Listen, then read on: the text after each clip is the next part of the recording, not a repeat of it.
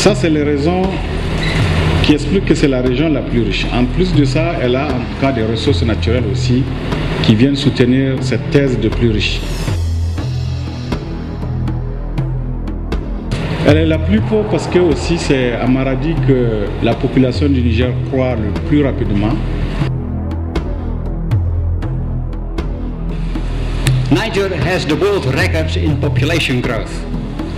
Niger will have 50 million inhabitants in 2050 if the current demographic growth rates don't change.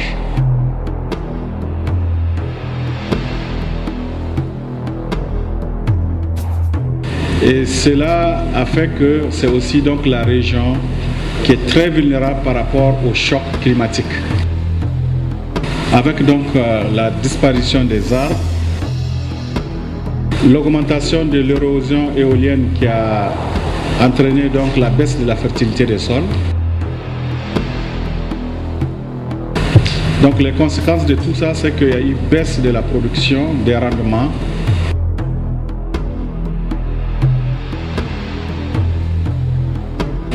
Donc devant toutes ces conséquences, des initiatives se sont développées pour essayer de voir comment appuyer les populations à promouvoir des innovations qui sont protectrices de la base de la production qui sont les champs.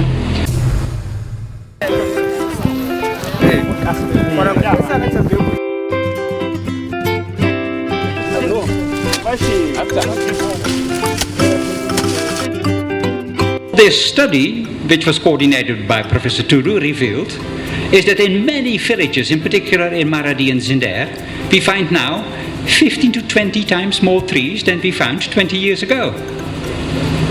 So what we see in the Sahel, what has occurred overall, is that we see the development of new agroforestry systems. That's one. And we see a lot of investment in what we call the rehabilitation of the productive capacity of barren land. But what makes Niger such a unique case is that farmers in Maradi and Zinder, in the densely populated parts, in particular in the southern fringe of Maradi and Zinder, have invested heavily in on-farm trees. They have protected and managed them on 5 million hectares. This is the biggest transformation in the Sahel, if not in the whole of Africa.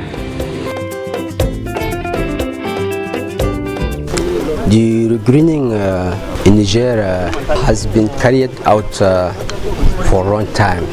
The regreening can last more than 30 years ago. With regard to the scale of regreening by farmers in Niger, we are talking about 5 million hectares which have been regreened by farmers since the middle of the 1980s, and it concerns about 200 million new trees. None of these trees has been planted. It's all been a matter that farmers have protected and managed, trees which regenerated spontaneously on their fields.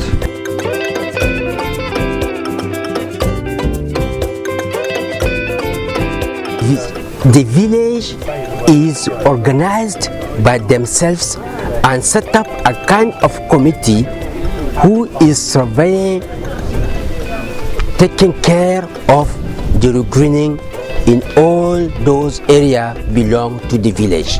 The committee is composed with women and men and going up and down throughout the area, taking care of all the regreening aspect in the village. Puisque garin namu ya shahi karce biyar ne a lokacin da aka yi wannan kwamiti. Kenan kowane karce sai aka bado wakili guda wanda ya san yanayin gonakan karkarai. It's interesting that many trees are also good fodder trees. Livestock in this region, in Maradi and Zinder, survive 6 months a year on the fodder which is provided by trees. There is a whole range of new fodder that has become available to livestock. So it basically means that fodder is less a constraint for keeping livestock now than it was 20 years ago.